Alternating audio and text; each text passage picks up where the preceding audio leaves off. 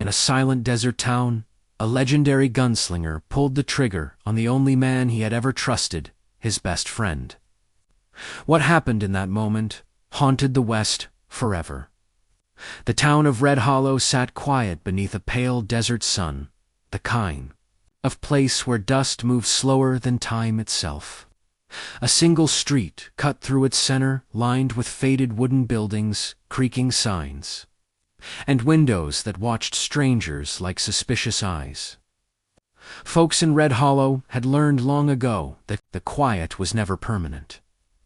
That afternoon, two riders appeared on the distant road. They rode side by side, like shadows stitched together by years of the same hard road.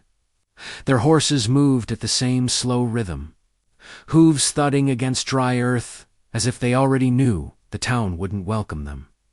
The first rider was known across the territory as Thomas Halley, tall, lean, and quiet, in the way that made men nervous. His coat was dark and worn, and the revolver resting low on his hip carried a reputation older than most of the saloons west of the Mississippi. Halley wasn't known for talking. He was known for ending things. Beside him rode the only man who had ever managed to stand as his equal, Samuel Crow. Where Halley was silent, Crow carried a crooked half-smile that made people wonder whether he was about to laugh or kill someone. His hat sat tilted low, casting a shadow across sharp eyes that had seen too many gunfights and survived every one. For nearly 10 years, the two men had ridden together. Some called them partners. Others called them ghosts. They had crossed deserts, robbed trains, hunted bounties, and survived gunfights that should have buried them both under wooden crosses. Stories about them spread across the frontier like wildfire. Two guns that moved as one. But men who live that close to death long enough eventually carry secrets. And sometimes those secrets ride quietly beside you, 4 years before pulling the trigger. When Halley and Crow rode into Red Hollow that day, no one in town knew they were about to witness the end of the most feared partnership the frontier had ever known. Because before the sun set behind the desert hills, one of those men would be lying dead in the dust, and the other would be the one holding the gun. Long before the desert towns knew their names, Thomas Halley and Samuel Crow were just two young men trying to survive a brutal frontier. They first crossed paths outside a mining camp in northern Nevada, a place filled with desperate men and cheap whiskey. Halley had just finished a gunfight that left 2 bodies in the dirt. Crow had been watching from the saloon porch, studying the quiet stranger who moved faster than most men could think. Most people avoided Halley. Crow walked straight toward him. No introductions, no friendly words. Just 2 men measuring each other in silence. The kind of silence that happens when both men understand exactly how dangerous the other one is. Crow finally broke it with a half grin. "You shoot like a man who doesn't expect to live long," Halley answered calmly. "Only reason I'm still alive is because the other man expects to." Crow laughed, and something in that moment sealed their fate. They rode out of that camp together the next morning. At first, it was just convenience. 2 guns traveled safer than one. The frontier was full of men looking to make a name by killing someone faster. But as months turned into years, the partnership became something else. They robbed payroll wagons, moving through empty deserts. They hunted down outlaws with bounties big enough to keep them riding for months. Sometimes they were hired as protectors. Other times, they were the danger people were warned about. But no matter the job, one rule never changed. They never turned their guns on each other. The frontier began telling stories. Some said they once fought 6 bandits in a canyon and walked away without a scratch. Others claimed they robbed a train guarded by 15 armed men and vanished into the desert before the smoke cleared. Most stories were exaggerated, but not by much. Halley and Crow moved through the West like a pair of storms that always arrived together. Crow was the talker, the one who negotiated deals and charmed information out of nervous saloon owners. Hale was the silence behind him, the quiet presence that made people agree quickly. They balanced each other in ways few men ever do. Crow understood people. Hale understood danger. But friendship on the frontier was never simple. Especially between two men who had spent years living on the edge of violence. Crow had a hunger for bigger risks, bigger scores. The kind of jobs that could change a man's life overnight. Hale preferred control, careful plans. Jobs where every step was measured before the first bullet ever flew. For years, the difference didn't matter. Until one night outside a railroad town called Dry Creek. That was when Crow first mentioned the robbery that would change everything. A payroll shipment, $40,000 in gold. Moving quietly through the desert under the protection of only 4 guards. Crow laid the map out on a saloon table, his eyes burning with excitement. "One job," he said. "Then we disappear. Somewhere no one's heard of us." Hawley stared at the map for a long time. He knew something Crow didn't. Big money always carried bigger consequences. But Crow believed it was their chance to finally stop running. And after 10 years of riding together, Hawley trusted him enough to say yes. Neither man realized that decision would eventually lead to a dusty street in Red Hollow, and a gun pointed at the only friend either of them had left. The desert night outside Dry Creek was cold and moonless when Hawley and Crow set their plan. In motion, the payroll wagon would travel through a narrow stretch of desert road just before sunrise. A lonely trail surrounded by low hills and scattered rock formations, perfect terrain for an ambush. Crow had studied every mile of that road. The guards were predictable. 2 rode ahead of the wagon, 1 rode behind, and another sat beside the driver. The money itself was locked in a reinforced chest, bolted to the wagon bed. 4 guards, 2 gunslingers. Crow believed the odds were perfect. Hole wasn't so sure. Something about the job felt wrong. Not the robbery itself, they had done dozens before, but the way Crow seemed restless, almost impatient, like a man chasing something bigger than money. The night before the ambush, they sat beside a small campfire, the desert wind whispering through dry grass. Crow stared into the flames. "You ever think about stopping?" he asked. Hawley didn't look up. "Stopping what?" "All of it." Crow gestured toward the dark horizon. "The riding, the gunfights, living like ghosts." Hawley poked the fire with a stick. "This life doesn't let men stop." Crow smiled faintly.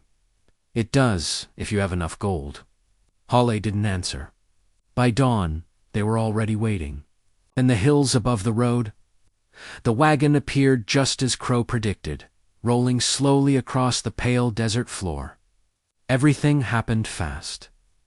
Crow fired the first shot, dropping the lead guard before the man even understood what was happening. Hawley followed with precise, controlled shots that forced the remaining riders into cover. The fight lasted less than a minute. 2 guards were wounded. 1 ran. The last threw down his rifle. Crow rode down toward the wagon, triumphant, already laughing. "We did it," he shouted. Hawley followed slower, scanning the horizon the way a man does when he expects trouble. That was when he noticed something strange. The guard sitting beside the wagon driver had barely fought back. He wasn't scared. He looked resigned. Hawley dismounted and walked closer. The driver was shaking, hands raised in surrender. But the guard beside him stared directly at Hawley. Recognition flashed in the man's eyes, and in that moment, Hawley realized something that made his stomach tighten. He had seen that man before, not as a guard, but as a deputy. From a town nearly 200 miles away, a man who once swore to hunt Samuel Crow across the entire frontier. Hawley slowly turned toward his partner. Crow was already prying open the gold chest, excitement shining in his eyes, too excited, too prepared. And suddenly, the entire job felt different. The quiet guard spoke softly. "Looks like he didn't tell you everything." Hale's hands slowly drifted toward the revolver on his hip. Behind him, Crow lifted a heavy gold bar from the chest, admiring it in the morning sunlight. But Hawley wasn't looking at the gold anymore. He was looking at the man he had trusted for 10 years. And realizing there might have been a secret riding beside him all along. The desert air felt suddenly heavier. Hawley stood beside the wagon, staring at the quiet guard who had just spoken. The man's face showed no fear, only the tired calm of someone who had already accepted how this moment might end. "What didn't he tell me?" Hawley asked. The guard gave a slow glance toward Samuel Crow. He knew we were coming. The words landed like a bullet. Crow stopped turning the gold bar in his hands. For a brief second, the excitement on his face faded. Not into fear, but into something colder. Calculation. Hale's voice stayed calm, but the tension beneath it was sharp. "You knew." Crow sighed and set the gold back into the chest. "I knew there might be trouble." "That ain't the same thing," Hawley replied. The guard spoke again. This wasn't a payroll shipment. Hale's eyes narrowed. It was bait. The desert wind moved quietly across the empty road. Crow's hand slowly drifted closer to his holster. "I figured that part out," Crow admitted. "But I also figured we could still take the gold." Hawley stared at him, disbelief creeping through his voice. "You set us up?" Crow shook his head quick. "No. I set them up." He gestured toward the wounded guards. "They've been chasing me for 3 years. Deputies, bounty hunters, all of them. I figured if they thought they had me cornered, they'd bring the gold to lure me in." Hale's jaw tightened. "And you didn't think it mattered to tell me?" Crow's smile returned, but it wasn't the same easy grin from before. "I knew you'd walk away if I did." For 10 years, they had trusted each other with their lives. But trust on the frontier could crack faster than dry wood in a fire. Hale's hand rested on his revolver now. Not drawn, but ready. "You used me," Hale said quietly. Crow met his gaze. "I needed you." The silence between them stretched across the dusty road like a drawn line. Neither man could cross without blood spilling. Because both of them knew something now. This robbery had never been about gold. It had been about a trap. And 2 of the fastest guns in the West were standing 10 feet apart, wondering which one would have to pull the trigger first. For a long moment, no one moved. The desert seemed to hold its breath as 2 men who had survived a decade of gunfights stood facing each other across the dusty road. Hale's hand rested calmly on the grip of his revolver. Crow's fingers hovered just inches above his own gun. Both men knew exactly how fast the other could draw. And both understood something even more dangerous. Neither of them wanted this moment to happen. Behind them, the wounded guards stayed silent, watching the standoff with wide, uncertain eyes.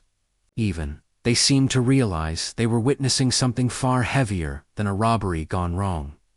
10 years of loyalty had suddenly become a question neither man could answer. Hawley spoke first. "You should have told me." Crow's voice softened slightly. "And you would have walked away?" "Maybe." Crow shook his head. "No, you would have.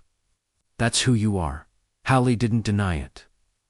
He had always believed in one simple rule: never ride into a fight you don't understand. And Crow had broken that rule the moment he hid the truth about the trap. The problem wasn't the danger. It was the betrayal. Crow stepped slowly away from the wagon, leaving the gold behind. Dust shifted under his boots as he moved closer. "Halley," he said quietly. "We've ridden through worse than this." Hale's eyes stayed cold. "Not like this." Crow stopped about 10 feet away. "You're still my brother." The words hung in the air, heavy and fragile. For years, that had been the truth. But the frontier had a way of testing bonds that seemed unbreakable. Halley glanced briefly toward the guard beside the wagon. The man watched silently, understanding exactly what this moment meant. 2 legends, 1 decision. Halley looked back at Crow. "You knew there'd be deputies waiting somewhere down that road." Crow didn't argue. "They would have come. Eventually," he admitted. "And I'd have been standing beside you when they did." Crow said nothing, because that was the part he hadn't planned for. The part where his best friend might end up dying because of a trap meant only for him. The truth slowly settled between them like drifting dust. Crow hadn't just hidden the danger. He had gambled with Hale's life. The desert wind pushed across the road again, rattling the loose wood of the wagon. Halley finally spoke. "You should have trusted me." Crow's expression hardened, a mixture of regret and stubborn pride. "I trusted you to survive." Hale's fingers tightened slightly around his revolver. But the sadness in his voice was impossible to hide. "That ain't the same thing." The moment stretched thinner and thinner. 2 men who had once fought side by side were now standing on opposite sides of a line neither had expected to cross. And somewhere deep down, both of them already understood something terrible. Only one of them was leaving that road alive. The desert had gone silent. Even the wind seemed to fade, leaving nothing but the dry creak of the wagon and the quiet breathing of the men standing around it. Thomas Halley and Samuel Crow faced each other across 10 feet of dust. 10 feet that carried 10 years of memories. Gunfights in narrow alleys. Long rides through empty desert nights. Shared whiskey beside campfires, where neither man needed to speak much to understand the other, but now those memories stood between them like ghosts. Crow shifted his weight slightly, boots grinding against the dirt. "You're really thinking about drawing on me," he said quietly. Hale's eyes never moved from him. "I'm thinking about what happens next." Crow let out a slow breath. "You know we don't have to do this." For a moment, Halley said nothing, because part of him still wanted to believe that. Still wanted to believe the man standing across from him was the same partner he had trusted, with his life for a decade. But the truth had already settled in his chest. Crow had lied, not about the gold, about the danger. And on the frontier, a lie like that could bury a man just as quickly as a bullet. Hale's voice came out low. "You used me as bait." Crow's jaw tightened. "I used the situation." "That ain't what it feels like." Crow glanced briefly toward the horizon. The sun was climbing higher now, burning away the cool morning air. Soon enough, someone would come looking for the wagon. Deputies, bounty hunters, more guns. Time was running out. Crow looked back at Halley. "You and me together, we can still ride out of this." Halley shook his head slowly. "No." The single word carried the weight of finality. Crow's hand dropped the last inch. His revolver. "So that's it?" he asked. 10 years ends in the dirt. Hale's expression hardened. "You ended it when you stopped telling the truth." The wounded guards beside the wagon barely breathed. They knew exactly what was about to happen. 2 of the fastest guns in the territory. No witnesses had ever seen them face each other before. Crow gave a faint, almost sad smile. "Funny thing," he said. "All those years riding together, I always wondered which one of us was faster." Hale's eyes narrowed slightly. You've still got time to walk away? Crow chuckled. You know I won't. Another moment passed. One final chance for either man to step back. Neither did. Crow's hand flashed toward his revolver. At the exact same instant, Hall moved. 2 gunshots cracked through the desert air like thunder. The echoes rolled across the empty hills. For a moment, neither man moved. Then Crow's revolver slipped from his hand. It hit the dirt with a dull metallic thud. Crow staggered backward. Then another. A dark stain spread slowly across his chest. Hale lowered his smoking revolver. His face showed no victory. Only the heavy stillness of a man who already knew this moment would follow him for the rest of his life. Crow looked down at the blood on his shirt. Then back up at Holly. For the first time in years, the famous gunslinger looked almost peaceful. Well, Crow muttered weakly, I guess now we know. His knees buckled. And Samuel Crotha, man who had ridden beside Hale for 10 years, collapsed into the dust. The desert fell silent again. Only this time, one of the legends of the frontier was lying motionless on the road. And the other was the man who had pulled the trigger. The dust slowly settled over the desert road. Thomas Hull stood alone beside the wagon, the revolver still heavy in his hand. Across the dirt, Samuel Crow lay motionless where he had fallen, his hat resting a few feet away. For a long time, Holly didn't move. 10 years of riding together had ended in less than 2 seconds. The wounded guards by the wagon stayed silent.